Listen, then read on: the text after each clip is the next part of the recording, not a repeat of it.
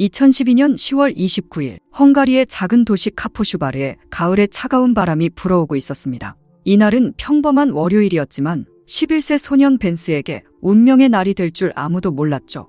벤스는 2001년 9월 26일 헝가리 카포슈바르에서 태어났고 그의 어린 시절은 순탄하지 않았습니다. 생부는 일찍 가족을 떠났고 생모 실비아는 경제적 어려움으로 인해 해외 취업을 위해 헝가리를 떠나 벤스를 직접 양육하기 어려웠습니다. 결국 벤스는 외할머니의 손에서 자라게 됩니다. 하지만 외할머니 역시 건강이 좋지 않아 벤스는 이리저리 옮겨 다니는 불안정한 유년기를 보내야 했었죠. 그러던 중 벤스의 삶에 한 줄기 빛이 찾아옵니다. 산도르는 벤스의 생모인 실비아와 결혼했다가 이혼한 전 남편이었고 그 결혼에서 태어난 딸 릴라의 친아버지입니다. 비록 그에게는 벤스와 혈연 관계가 없었지만 매주 릴라를 데리고 실비아에게 방문할 때마다 벤스를 만나게 되었고 시간이 흐르면서 두 사람 사이에 깊은 유대감이 형성되었습니다. 산도르는 벤스에게 자전거 타는 법을 가르쳐 주었고 함께 축구를 했으며 아버지의 따뜻함을 처음으로 느끼게 해준 사람이 바로 그였습니다. 벤스는 산도르를 아빠라고 부르기 시작했고 산도르 역시 벤스를 자신의 친아들처럼 사랑하게 됩니다. 결국 산도르는 중대한 결심을 했고 벤스를 자신의 집으로 데려와 릴라와 함께 한 가족으로 받아들이기로 한 것입니다. 이렇게 벤스는 새로운 가정을 얻게 되었죠. 비록 법적으로는 양아버지 사이였지만 그들의 사랑은 어떤 가족보다도 진실했습니다. 벤스는 마침내 안정된 가정에서 행복한 시간을 보내게 되었지만 하지만 그 행복은 오래가지 못했습니다. 산도르의 새로운 연인인 에리카가 등장하면서 모든 것이 변하기 시작했죠. 에리카는 산도르보다 몇 살 연상이었고 그녀 역시 벤스와 비슷한 나이의 아들을 키우고 있었습니다. 처음에 산도르와 에리카의 만남은 희망적으로 보였죠. 두 사람 모두 이전 관계에서 상처를 받은 경험이 있었고 서로에게서 위안을 찾고자 했습니다. 하지만 곧 문제가 드러났고 에리카의 아들과 벤스가 서로 잘 맞지 않았기 때문입니다. 두 아이 모두 비슷한 나이대였고 한 집에서 함께 생활하면서 끊임없이 충돌하고 말았죠. 특히 벤스는 자신이 사랑하는 아빠 산도르를 에리카에게 빼앗기는 것 같은 불안감을 느꼈습니다. 어린 나이에 이미 여러 번의 이별과 환경을 경험한 벤스에게 또 다른 환경은 견디기 힘들었을 것입니다. 두 아이 사이의 갈등이 점점 심해지자 결국 산도르는 어려운 결정을 내려야 했습니다. 산도르는 벤스를 최우선으로 생각했고 결국 그는 에리카에게 그녀와 그녀의 아들이 집에서 나가야 할 것 같다고 말했습니다. 나에겐 벤스가 우선이야. 에리카 미안해. 라고 산도르가 말했죠. 이 말을 들은 에리카는 산도르의 결정을 받아들이지 못했습니다. 그녀는 산도르를 진심으로 사랑했고 그와 함께 새로운 삶을 시작하길 간절히 원하고 있었죠. 하지만 그 사이에 11살 벤스가 있었고 결국 에리카의 눈에 벤스는 자신의 행복을 가로막는 장애물로 비치기 시작합니다. 이 왜곡된 시각이 점차 그녀의 마음을 잠식해갔습니다. 비록 함께 살지는 않게 되었지만 에리카는 산도르와 연인 관계를 유지하고 있었습니다. 그들은 주말마다 만났고 에리카는 때때로 벤스를 데리고 외출하기도 했습니다. 겉으로 보기에 모든 것은 정상적으로 보였지만 하지만 에리카의 내면에서는 전혀 다른 일이 벌어지고 있었죠. 나중에 밝혀진 바에 따르면 에리카는 점술가를 찾아갔고 그 점술가는 에리카에게 충격적인 말을 전했습니다.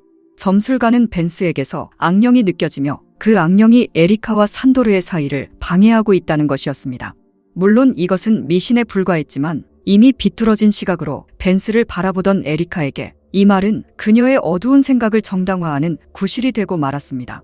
그녀는 벤스에게 해로운 물질을 먹였지만 하지만 이러한 시도들은 그녀가 원하는 결과를 가져오지 못했고 결국 에리카는 더 극단적인 방법을 모색하게 됩니다.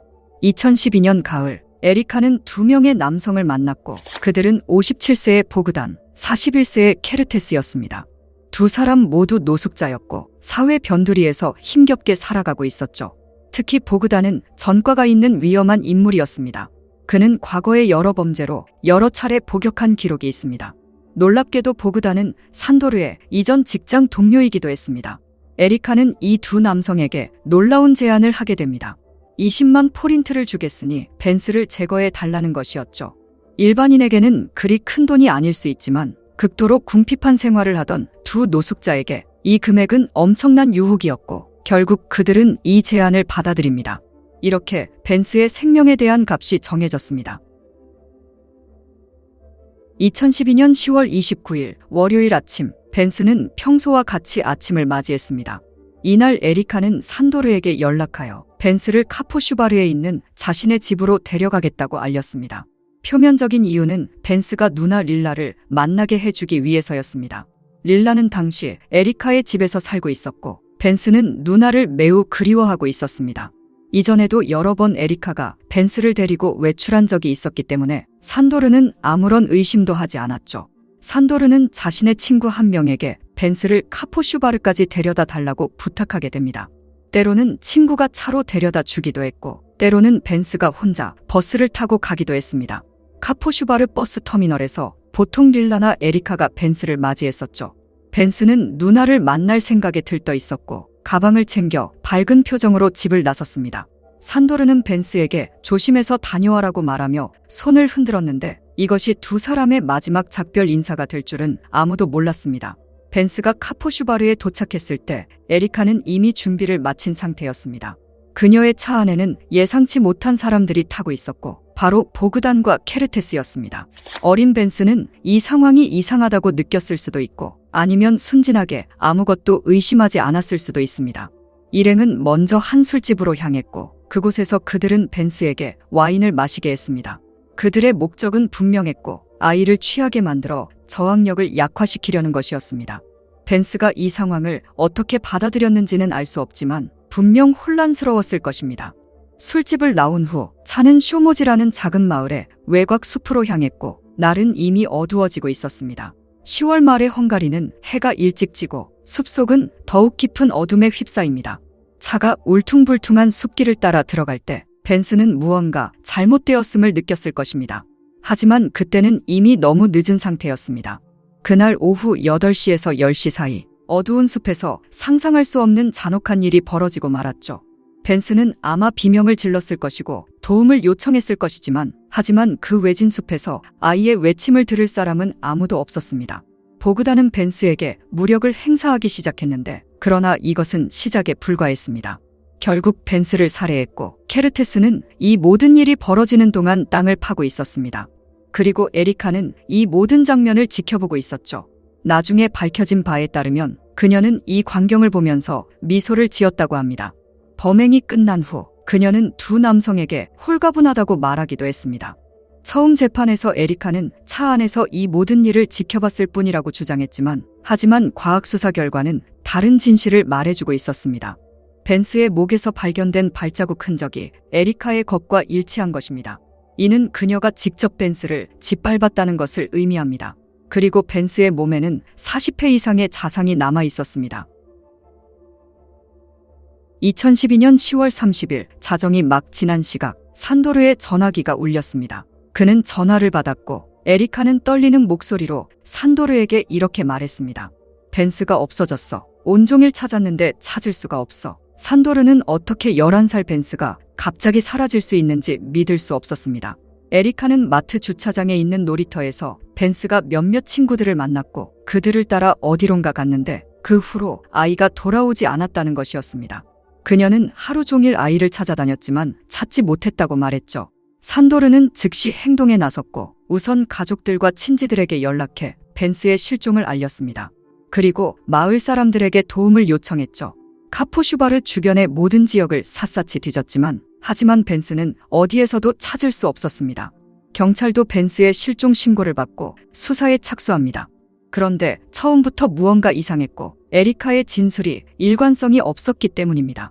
그녀는 벤스가 마트에서 친구들과 함께 사라졌다고 말했지만 마트 CCTV 영상에는 그런 장면이 전혀 나타나지 않았죠. 10월 30일 에리카는 또 다른 신고를 했고 자신의 차가 도난당했다는 것이었습니다.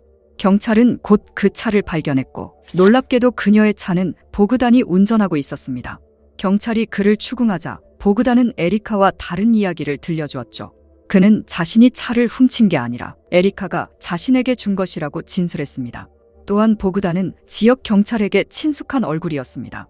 이 사실만으로 경찰은 보그단을 체포하고 차량을 압수하기에 충분했습니다. 더욱 의심스러운 것은 차 내부에서 발견된 혈흔이었고 경찰은 보그단의 옷도 압수했는데 그의 셔츠 한 벌에서도 혈흔이 발견되었습니다.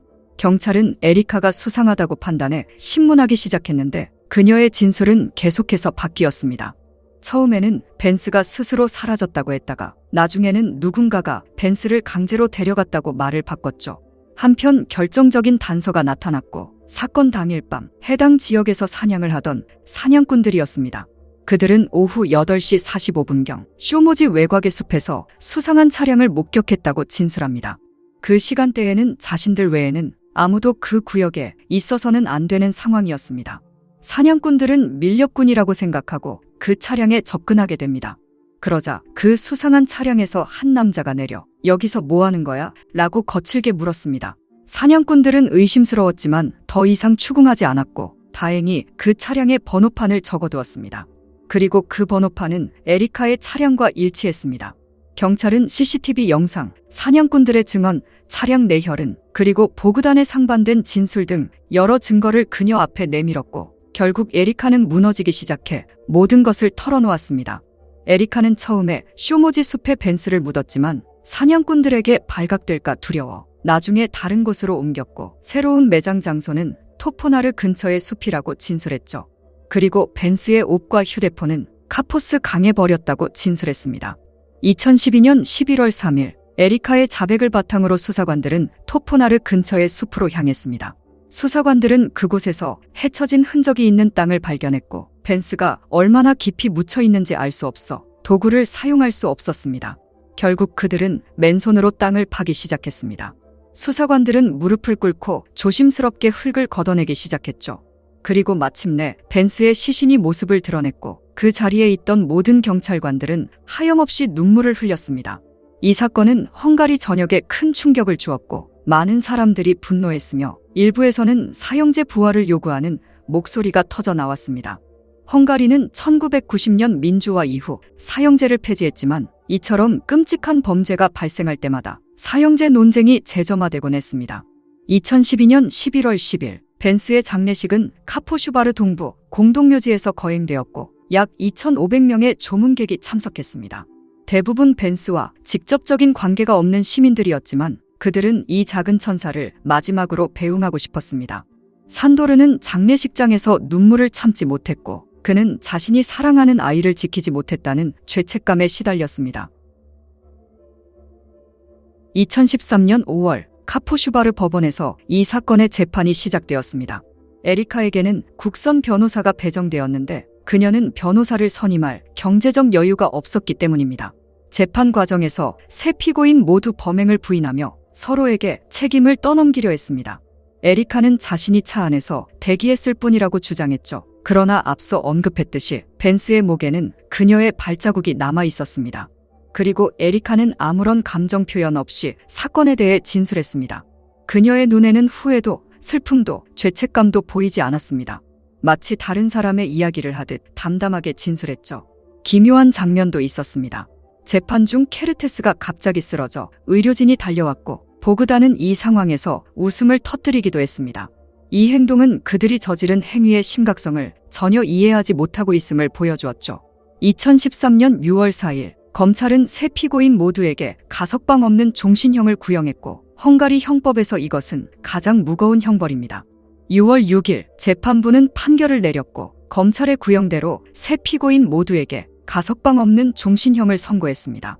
당연히 세 사람 모두 항소를 이어갔고 2014년 1월 10일 고등법원은 항소심 판결을 내렸고 결과는 1심과 동일했습니다. 이로써 에리카는 헝가리 역사상 가석방 없는 종신형을 선고받은 최초의 여성이 되었습니다. 그들에게 법원의 판결은 형벌의 끝이 아니라 또 다른 고통의 시작이었습니다. 헝가리 교도소에는 아이를 해치는 자는 용서받지 못한다는 불문율이 있습니다. 케르테스와 보그단 역시 예외가 아니었고 그들은 수감 생활 내내 동료 죄수들의 표적이 되었습니다. 보그단은 죄수들에게 맞아 갈비뼈가 부러지기도 했었죠. 교도관들은 이들을 보호하기 위해 노력했지만 완벽한 격리는 불가능했습니다. 동료 죄수들은 식사 시간, 운동 시간, 작업 시간 등 다양한 기회를 이용해 그들에게 접근하곤 했습니다. 에리카 역시 여성 교도소에서 비슷한 경험을 했을 것으로 추정됩니다. 운명은 3명의 범죄자들에게 또 다른 형태의 심판을 내렸습니다. 2015년 에리카는 유방암이 걸려 수술을 받았지만 이후 그녀는 항암 치료를 거부했고 결국 그녀는 2017년 1월 29일 병원에서 생을 마감했습니다. 에리카의 장례식에는 그녀의 자녀들조차 참석하지 않았죠. 오직 그녀의 어머니만이 마지막을 지켰습니다. 2019년 6월 6일 보그다는 수영자 병원에서 폐암으로 사망했는데 그의 가족들은 시신 인수를 거부했고 그들은 그와의 모든 연을 끊은 지 오래였습니다. 결국 자치정부가 공공장례를 통해 그를 묻어야 했고 아무도 그의 죽음을 애도하지 않았습니다. 같은 해 2019년 9월 30일 케르테스 역시 수영자 병원에서 생을 마감했습니다. 그의 장례도 가족이 아닌 지자체에 의해 처리되었습니다. 산도르에게 벤스가 떠난 이후의 삶은 끝없는 고통이었습니다. 그는 벤스와 추억이 남은 그 집에서 더 이상 살 수 없었고 새로운 환경에서 새로운 삶을 시작하려 했지만 마음의 상처는 쉽게 아물지 않았죠. 산도르는 두 가지 소원을 품고 있었습니다. 첫째는 범인들보다 하루라도 더 오래 사는 것이었고 둘째는 자신이 죽으면 벤스의 곁에 묻히는 것이었습니다. 2018년 산도르에게 청천벽력 같은 진단이 내려졌는데 바로 췌장암이었습니다. 그는 극심한 고통 속에서도 포기하지 않았고 범인들이 나보다 오래 살도록 두지 않겠다라고 맹세했죠. 산도르는 큰 수술을 받았고 기적적으로 첫 번째 암과의 싸움에서 승리했습니다. 그의 크리스마스에 그는 딸 릴라와 함께 6년 만에 처음으로 크리스마스를 축하했습니다. 그렇게 그는 조금씩 삶을 되찾아가려고 노력하고 있었죠. 하지만 운명은 그에게 또 다른 시련을 주었고 2019년 암이 재발한 것입니다. 그러나 그때 그의 첫 번째 소원이 이루어졌습니다. 3명의 범인 모두가 죽었다는 소식을 들은 것입니다. 2020년 11월 4일 결국 산도르는 55세의 젊은 나이로 세상을 떠났습니다. 산도르의 두 번째 소원도 이루어졌고 그는 카포슈바르 동부 공동묘지 벤스 곁에 안장되었습니다. 공교롭게도 그의 장례식은 8년 전 벤스의 장례식과 같은 날짜인 11월 10일에 거행되었습니다. 벤스의 생모인 실비아 역시 아들의 죽음 이후 완전히 무너졌습니다. 그녀는 수면제와 항우울제 없이는 잠을 잘 수 없었죠. 다행히 시간이 지나면서 그녀는 약 없이 생활하려고 노력하고 있습니다. 카포슈바르 동부 공동묘지의 한 구석, 2개의 무덤이 나란히 서 있습니다. 하나는 2001년에 태어나 2012년에 세상을 떠난 벤스의 것이고 다른 하나는 그를 아들처럼 사랑했던 산도르의 것입니다. 벤스가 고통 없는 곳에서 사랑했던 아버지와 편히 잠들어 있길 바라며 이번 사건을 마칩니다.